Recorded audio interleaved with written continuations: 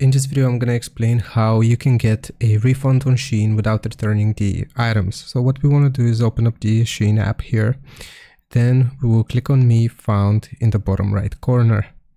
So from here, you should see returns where it says My Orders. So just click on Returns. And if you try to return an order, then there's a chance that Shein will give you a message called something like you do not need to, you are welcome to keep the items without returning it. No return label will be sent. So if you get this message, then you can keep the items without actually, sending them back, and you will be issued a refund.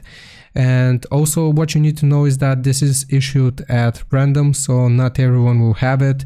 There is a one-time code. This is a one-time code, so if you try to return some items, then you click on returns here, it may be issued to you. If you get this message, then you are obviously free to keep the items and you can still get your refund.